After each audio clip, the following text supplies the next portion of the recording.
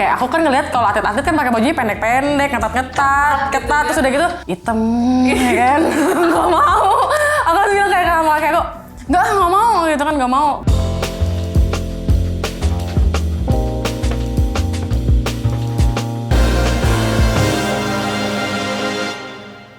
Hai Sobat ICF, wow senang banget hari saya bisa kembali hadir menyapa Sobat ICF dimanapun. Dan kita akan ngobrol-ngobrol nih sama atlet wanita Indonesia, pastinya atlet sepeda. Karena akhir-akhir ini nama ini santero terdengar seantero negeri di berbagai level kejuaraan. Hai Aistina. Hai Kak. Kabar baik? Alhamdulillah baik. Luar biasa deh. Alhamdulillah. ICF ini cukup langganan ya, jadi kontennya ICF dengan raihan medali-medali berbagai kejuaraan. Baru saja dapat medali perak di Islamic Solidarity Games. Terus yang juga luar biasa medali emas SEA Games. Beri tepuk tangan semuanya. Dan Kejurnas kemarin juga bawa pulang 2 medali emas. Ini sebelum bisa sampai ke tahap ini, mungkin Ayu boleh cerita juga gimana sih sampai akhirnya kok bisa jatuh cinta sama sepeda? Udah banyak cerita sih ya, cuman kita cerita lagi. Jadi awal sepedaan itu, awal jadi atlet sepeda, sebenarnya nggak ada kayak kepikiran atau cita-cita segala macam untuk jadi atlet sih awal-awalnya. Cuman karena dari kecil udah kebawa sama kakek. Jadi kakek itu dulu atlet, terus waktu aku masih kecil dia udah pensiun jadi atlet, dia jadi pelatih gitu. Terus kayak ada klub-klub di Bandung, dia ngelatih itu klub-klub di Bandung itu kayak pembibitan gitu, pembinaan di Bandung. Terus aku sering ikut ngawal, ikut diboncengin gitu. Soalnya kan kayak kayak aku di Bandung kan sekolah, terus sorenya nggak tahu mau ngapain, kan masih SD gitu. Terus ngikut Orang mah bimbel, ini mah sepedaan. iya gitu benar. Terus udah gitu aku sama kakek aku diboncengin naik motor gitu. Terus udah gitu lama-lama adalah event waktu aku SMP, adalah event kayak kalau sekarang tuh porprov lah ya. Oke. Terus kakek tuh sering lihat kan kalau aku ikut ngawal-ngawal kan aku juga ikut naik sepeda kecil-kecil gitu kan, ikut sama seumuran aku ada gitu kan. Terus aku pas ada porprov itu kakek bilang, yuk mau nggak ikutan gitu. Nggak mau ah gitu. Ngapain jadi atlet, nggak mau gitu kan. Soalnya udah SMP tuh aku udah masuk sekolah kerudungan gitu kan, MTS gitu. Kayak aku kan ngeliat kalau atlet-atlet kan pakai bajunya pendek-pendek, ketat, terus udah gitu hitam, ya kan. Nggak mau. Aku harus bilang kayak sama kakek aku, nggak mau gitu kan, nggak mau. Apa bilang, entar teman-teman aku di sekolah bilang apa kalau aku gini kan, ya namanya MTS kan. Terus udah gitu, nggak apa. Terus mama juga bilang, nggak apa walaupun kamu hitam, walaupun kamu pakai bajunya ketat-ketat, yang penting kamu berprestasi gitu kan. Orang-orang nggak akan lihat dari segitunya. Mama aku bilang kayak gitu. Terus ikutlah itu Kejurnas. Pada saat itu sebelum porprov itu ada Kejurnas. Ikutlah Kejurnas. Terus aku alhamdulillah masuk 5 besar. Dari situ kakek aku langsung bilang, tuh kan bisa, udah serius aja jadi atlet. Nah dari situ udah aku langsung sampai sekarang. Oke, jadi berawal dari Marshall kali ya? Ngawal. Dia ngawal sampai akhirnya bener-bener terjun dan bersepeda di SMP. Berarti tahun berapa sih itu? 2011-2012 lah ya. Oke. Terhitung lumayan juga lah ya, 10 tahunan. Terus berarti sekarang mulai gabung ke pelatnas sendiri dari kapan? Sebenarnya dari dulu tuh kehitungnya udah pelatnas kali ya. Soalnya ada program dulu, Langsung dibidik nih ya? Wah luar biasa. dari aku junior, sebelum masuk junior malah ada program Prima, itu kayak pelatnas muda gitu, ada lapisan-lapisan. Soalnya kan dulu ada yang Olympic Youth kalau nggak salah, yang harus bisa tiga-tiganya, BMX juga, XC juga, rotes juga, itu. Aku dari situ udah masuk timnas. Jadi dulu sempat menekuni ketiga disiplin itu, sampai akhirnya fokus ke road race. Tapi track juga sih sekarang. Oke. Jadi sekarang fokus ke road race dan track dan prestasi yang juga luar biasa. Moncer, teman-teman mungkin pasti pernah dengar nih raihan medali dari Ayustina di Asian Track Championship ya. Kalau nggak salah yang di India medali perak, juga sebelumnya pernah di medali perak lainnya. Kok bisa gitu di tahun 2022 ini, kayaknya tahun Ayu banget ya. Alhamdulillah sih ya, di 2021, 2020 kan off tuh, nggak ada kompetisi sama sekali. Terus sempat kena COVID, sempat cedera. Terus di tahun 2022 ini alhamdulillah lah, terus dikasih prestasi, terus dikasih rezeki yang lumayan. Untuk bayar aku lumayan juga. Jadi itu adalah mungkin salah satu hal bahagia di pelatnas. Tapi kan untuk sampai ke tahap itu pasti banyak kerikil yang dilalui gitu ya, dan banyak momen-momen yang mungkin jadi titik, aduh kok gini banget gitu. Ada nggak sih kira-kira perasaan selama ini selama di pelatnas duka-dukanya gitu? Banyak sih ya sebenarnya. Banyak banget kayak segi. Udah tenang aja Kang, boleh dikeluarin semuanya.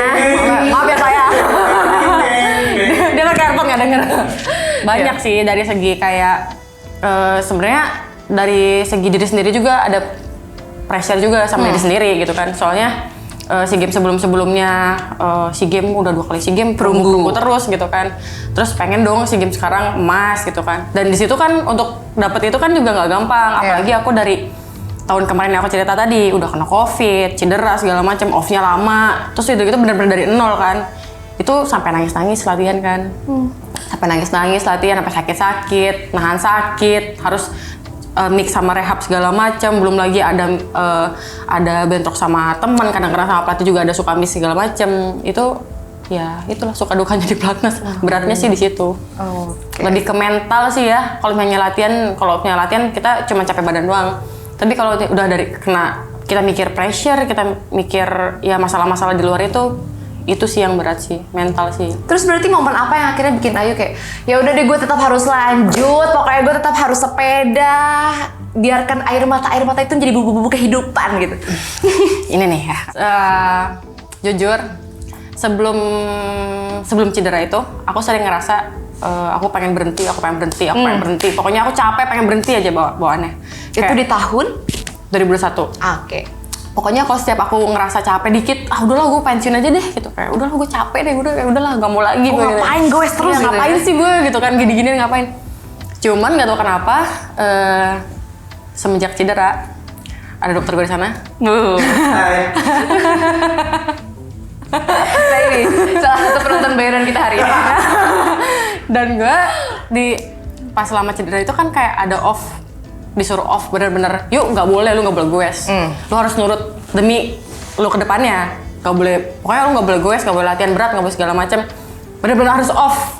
Kerjaan gue cuma rehab, SC, cuman PRP, ya gerak-gerak dikit, istirahat berapa minggu.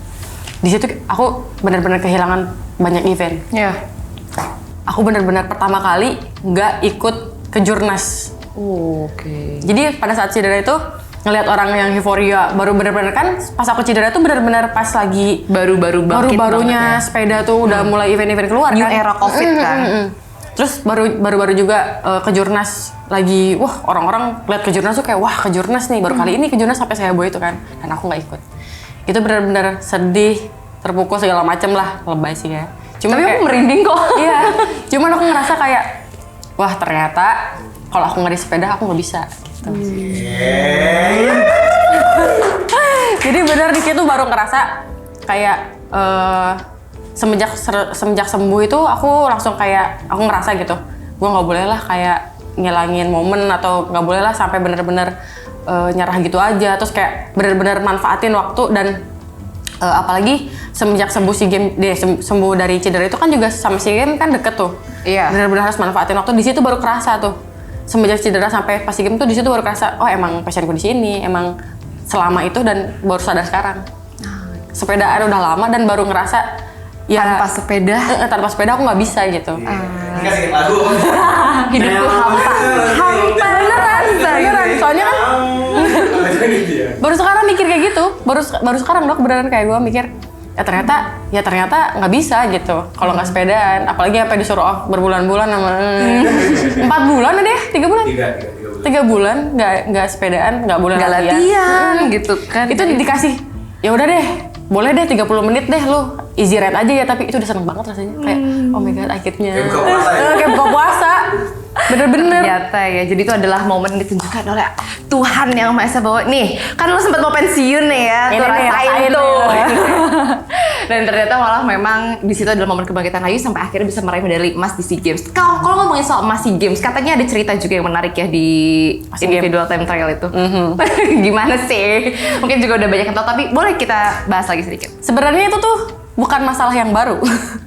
Latihan tuh sering jatuh tuh Bidon. Jadi emang bidonnya tuh sengaja dibikin nggak terlalu kencang, soalnya kan susah masuknya kan kalau ITT. Kayak bakalan makan banyak waktu. Jadi emang dibikin agak kendor. Dan aku tuh udah ngisi sedikit banget. Ya paling kalau ITT kan 30 kilo paling kita sempat minum cuma sekali doang kali ya gitu. Kadang-kadang malah aku nggak minum. Cuman berhubung kemarin aku lihat rutenya, wah nanjak nih, pasti perlu minum. Jadi aku isi sedikit lah, sekali teguk deh gitu. Sekali teguk terus aku pikir udahlah ntar aja pas. Jadi kan 15 kilo.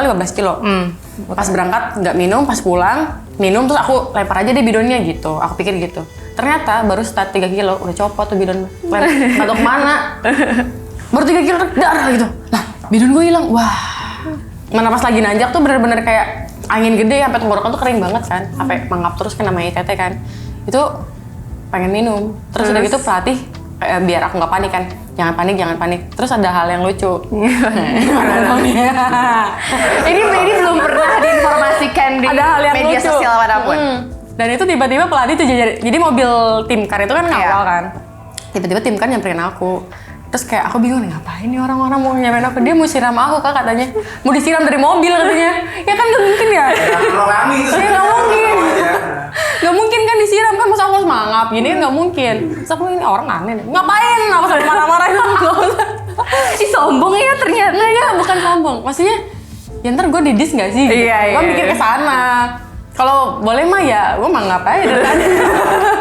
Dan kebetulan lagi nggak hujan ya pas lagi ITT Cuma ya. anginnya gede banget asli. Oh, oke, tapi ya alhamdulillah untuk emas luar biasa, dan emas pertama juga ya di 3 kali keikutsertaan SEA Games. Modusnya udah cair. Alhamdulillah. Alhamdulillah aja. Tapi Kak, selama ITT itu aku dikibulin juga sama Pak Dadang. Kenapa? Dikibulin. Jadi gini, kan aku tuh yang paling mendekati sama Singapura. Iya. Terus udah gitu dia tuh bilang, di HT kan kita kalau ITT pakai radio kan. Terus dia bilang, kamu kalah 3 detik, 1 detik, 3 detik, 1 detik. Dalam hati, kok 1 detik mulu, perasaan udah maksa banget sampai pada gini-gini. Pas udah finish, Singapura depan aku kan. Terus udah gitu ada orang-orang bilang kayak gini, kamu kalah persekian detik sama Singapura. Taunya enggak, aku menang 38 detik. Dibohongin sama Pak Dadang. Iya. Kalah sedetik, kamu kalah sedetik, kalah 3 detik. Dalam hati, kok ini 1 detik terus gue udah maksa, bener-bener maksa kan. Terus pas finish perasaan tadi gue lihat pas finish gak jauh-jauh amat sama Singapura. Kok kalahnya persekian detik, kalah aku yang kalah. Iya, Terus soalnya pas kalau finish, editing kita nggak bisa euforia ya pas di garis finish iya, ya. bisa sebenarnya. Mereka tahu. Iya. Terus aku dibohongin. Di prank aku. Trust issue dong buat kedepannya. Ya enggak sih. enggak. Oke. Kalau terus untuk lomba di berbagai kompetisi, pasti kan ada sepeda spesifikasi yang memang harus dipakai ya di track, di road. Kalau dari Ayu sendiri, sepeda seperti apa sih yang akhirnya menjadi ini sepeda gue banget, gue cocok banget sama sepeda ini? Ukurannya gitu mungkin atau apa? By sponsor ini. Boleh. Endorse. Ya. Sebenarnya dari sebelum-sebelumnya karena ya aku baru nemuin cocok sih sepeda ITT. Sedangkan sepeda ITT itu kan ya ini kita ngomongin ITT aja ya. Iya. Sebenarnya kalau yang sepeda ITT kan apalagi aku yang ukurannya sangat small ini susah lah mencari kan. Tapi untungnya disupport dan nemu juga, dikasih juga. Customize? Nggak custom juga sih, cuman sebelum-sebelumnya aku pakai sepeda yang lain itu kurang nyaman dan posisinya juga nggak nemu. Terus kalau yang sekarang dari Giant ini Trinity posisinya sebenarnya masih kurang sedikit kecil sih, cuman menurut aku ini udah lebih dari cukup yang sekarang ini. Lebih aero segala macam dari sepeda-sepeda sebelumnya. Terus kayak segi komponen yang lain, grup set dan yang lain-lain juga mereka support gitu kan. Jadi yang sepeda aku dari sepeda track, sepeda road, sepeda ITT semuanya sekarang yang tahun ini event-event terdekat ini udah lebih dari cukup lah. Wow, jadi thanks to Giant dan Proton. Dan di CF juga. Iya pastinya CF juga. dong. Jadi karena itu yang memang jadi supporter luar biasa juga ya untuk prestasi-prestasi Ayu. Sekarang berarti semua nomor udah punya medali ya di tahun ini ya? Alhamdulillah. Omnium udah kan, perak, ITT udah, emas, road udah, perunggu, kejernasnya. Ih luar biasa. Terus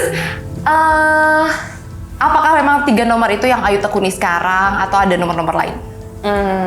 Untuk sekarang itu sih, semua itu sih. Sebenarnya track juga baru-baru ini kan. Iya. Udah lama off nggak main track juga tuh. Terakhir Asian Games.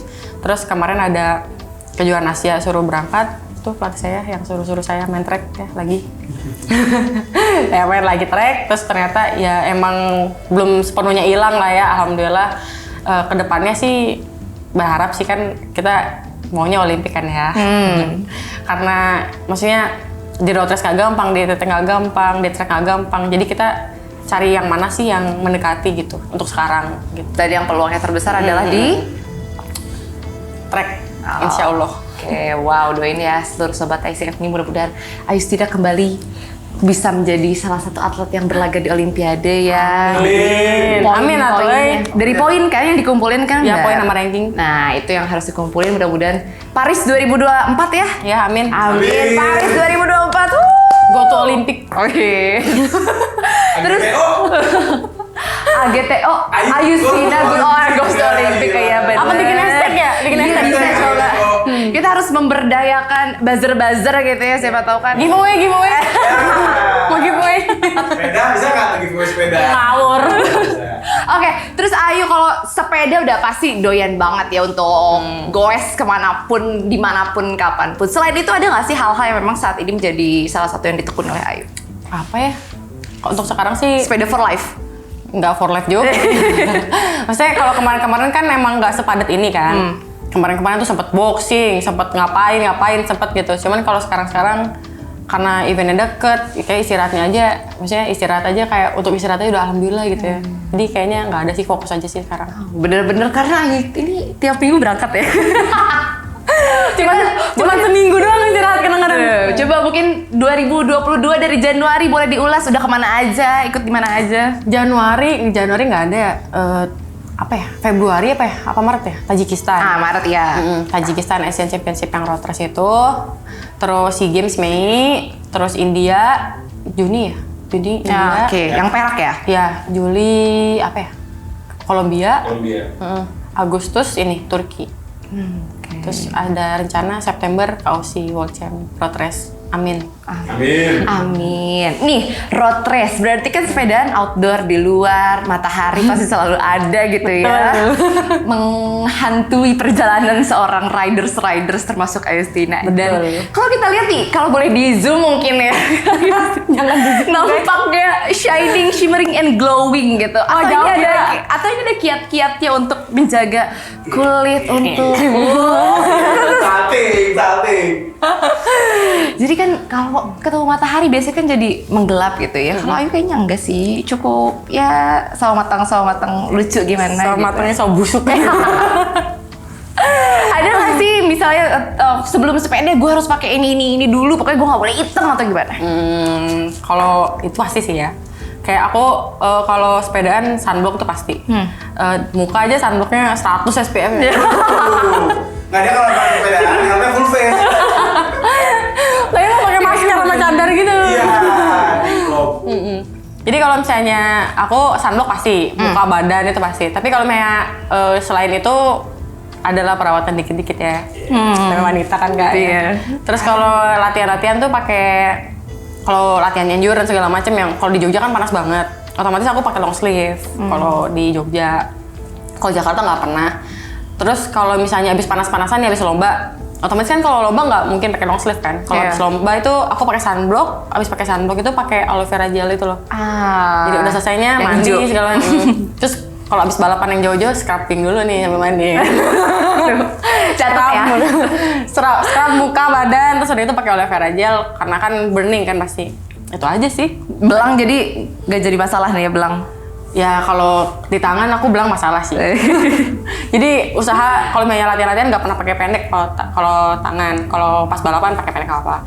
Kalau pas lagi ya itu kaki paling nggak apa kalau belang kaki sih. Memang identitasnya pembalap kan harus belang kakinya. Belum belang kalau Belum belang. Kalau belum belang belum jadi Pembalap. balap. Apalagi belum koreng-koreng. Belum koreng di sini belum balap. Terus koreng pokoknya. udah banyak koleksi koreng. Wah, di mana? Udah kayak leopard kali. Terus berarti koreng banyak, berarti sering jatuh tuh udah jadi salah satu hal biasa Itu ya. udah makanan sih. Terus selama balapan pernah kayak tabrakan yang parah banget gak sih? Kalau tabrakan yang parah banget, itu nggak tahu dibilang parah apa enggak sih ya. Waktu di Malaysia ada lo nggak sih dok? Enggak. Yang penusuk patah. Oh enggak, itu sebelum belajarin. Jadi paling parah tuh kalau lukanya parah seluruh badan pernah di Cina. Jadi menjelang finish kan mau finish tuh ada kayak underpass gitu kan. Iya. Itu speednya 70-an gitu kan. Terus udah gitu underpass nggak lama sekilo sprint finish. Itu kan udah kenceng banget speednya.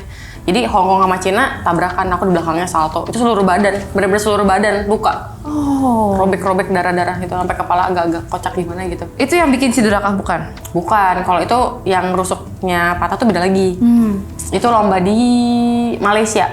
SEA Games 2017. Enggak, kejuaraan Asia. Oke. 2017 itu Uzbekistan kalau nggak salah sama apa gitu ya. Tenggolan depan, aku kayak gitu lagi nggak bisa ngindar. Kalau di track kan nggak ada remnya, nggak bisa ngindar. Jadi Iya. ya udah bablas aja, terus stangnya kena perut, retak deh. Nggak lama, Ini bisa masuk efek-efek TikTok lah ya. yang ada yang foto di sini. Iya. Ya Allah, aku serahkan. Ting. Nggak ada videonya sih. Langsung nge-post gitu. Ya Allah, aku nggak ada empati-empatinya ya. Jahat banget nggak sih? Tapi udah biasa sih gitu. Udah makan sehari-hari, ya itulah. Terus udah itu nggak lama, dari Malaysia udah bilang sama dokternya, gak usah off aja 3 minggu gitu. Gue maksain latihan tuh 3 hari, tappingnya bodo amat lah, gue masih mau berangkat Vietnam nih. Vietnam balapan 9 state. Penutupan state terakhir, aku jatuh lagi. Aduh. Alat lu berarti namanya. Makanya, tapi kalau nggak gitu kan nggak apa-apa balap Keras sih. kepala ya dok ya, berarti ya? Kalau nggak keras jatuh bengkak kak. Gak perlu pakai helm lagi. Gitu ya. Standar SNI ini. Oh, jadi ya udahlah ya. Jadi memang Ya mau gimana? Ya udahlah, jalanin aja. Sepeda ya jatuh bangun, ya itu namanya hidup kan ya. Bijak sekali. quotes by Ayustina tadi. Namanya hidup kan, kadang jatuh terus. Kadang sedih banget. Iya. Tapi tetap pokoknya hal itu tidak menjadi halangan ya untuk terus bersepeda sampai akhirnya menjadi Ayustina yang kita kenal sekarang di tahun 2022 yang mungkin akan jauh lebih keren lagi ya di tahun-tahun mendatang. Amin. Iya dong, harus dong. Amin, Masa amin, segini-segini amin. aja kan ya. Amin. Terus kalau ngomongin soal Ayustina dan atlet-atlet putri lainnya, Ayustina berarti sekarang menjadi salah satu senior juga lah ya, bisa kita sebut di pelatnas. Iya, senior. Ya, jadi hal-hal apa yang mungkin Ayustina berikan ke teman-teman, adik-adiknya di sekitar pelatnas untuk bisa, yuk kita grow up bareng-bareng gitu. Pesan-pesannya ya? Apa gimana nih? Iya boleh, pesan-pesan. Atau ada juga kayak suka ada kegiatan sama adik-adiknya kayak gabung saling sharing gitu. Karena kan punya kesempatan untuk kompetisi di berbagai kejuaraan lebih sering kan ya bisa kita sebut. Kalau sama junior-junior sih aku emang sering ngobrol sih sama junior-junior siapapun itu. Sebenarnya aku pesan aja sih. Kemarin-kemarin kan kita sempat ngerasa kayak wah negara-negara lain atau wah kayak kita nggak mungkin lah ke ajang internasional gitu, itu kayaknya kita nggak mungkin. Tapi itu ternyata bisa loh aku, Bernard, Terry ternyata bisa buktiin kalau kita tuh selevel sama mereka. Jadi apalagi untuk junior-junior yang sekarang baru mulai, junior-junior aku yang lainnya gitu kan aku juga nggak mungkin ngebalap terus ya kan, mungkin harus ada gantinya mereka, dan mereka harus tetap semangat, harus bisa lihat gitu loh bahwa aku aja bisa, Bernard aja bisa, yang lain juga pasti lebih bisa. Mereka lebih punya banyak waktu, punya banyak kesempatan lain gitu loh dibanding kita kan, kita yang udah umur segini, mereka yang masih baru-baru harus lebih semangat. Apalagi sampai di sepeda ini kebanyakan kan orang-orang tuh kayak mengorbankan sekolahnya, mengorbankan keluarganya, sampai dia Kehidupan pergaulan juga terkorbankan ya. bener sekali. CC coach.